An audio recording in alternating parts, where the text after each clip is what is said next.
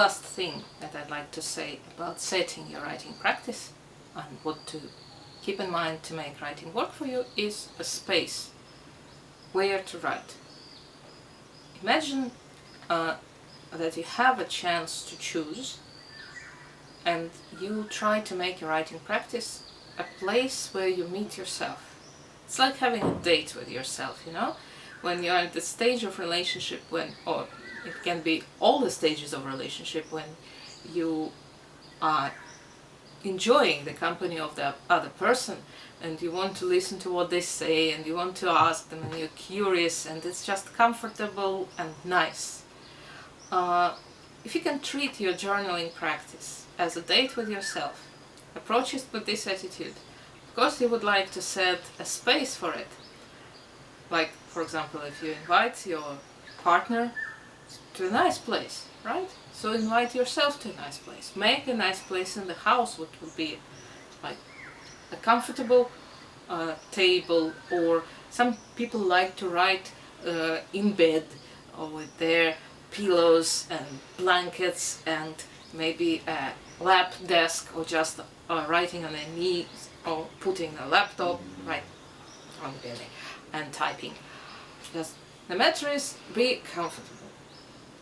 Maybe not too comfortable, just not to go to sleep, but to keep feel you're supported and feel cared for. You can experiment with writing in different places in your apartment and see if there is any difference. Like what topics come up if you write in bed, what topics come up if you write at the kitchen table or at the dinner table or on the sofa in front of the television, hopefully switched off. But it's just a matter of trying. Balconies work perfectly if you have a space and it's not too cold, because it gives a sense of novelty and the sense of being outdoors a little bit. Novelty is extremely important because it wakes your brain up a bit. It takes you out of the routine, it takes you to a different space, which allows you to see a different facet of yourself and just to look at your life from a different point of view.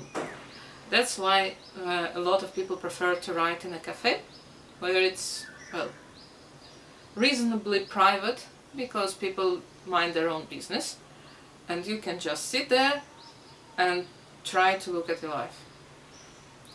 Unless you feel shy or uncomfortable in case what you're writing will bring up emotion. Some people are fine with crying in public or just processing their own feelings. But if you feel that this is constrictive for you, that part of your mind is always thinking, what will they think if they see me sniffing and biting my lip or something like that, then for you it might be better to choose a secluded space where there is no one to see you. Then you will be able to get rid of the censorship. And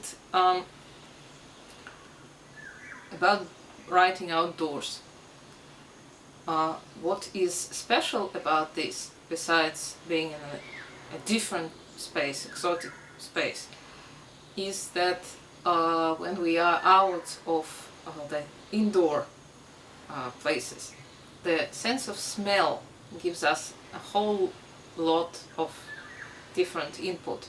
If we're in the park or at the beach or anywhere where there are lots of fragrances of nature, the brain wakes up because of that. This also gives us a sense of novelty. In the cafes, the smell of coffee, the smell of tea, the smell of food, they can also engage us into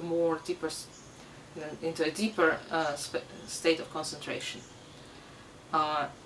Catherine Adams and Deborah Ross and the book Your Brain on Ink offer a lengthy invitation into using different scents for writing, to make what you write engrave deeper in your brain, so to speak, because the olfactory zone in the brain is right under the zone that is responsive for self-reflectivity. experiment. You can choose the fragrance you like.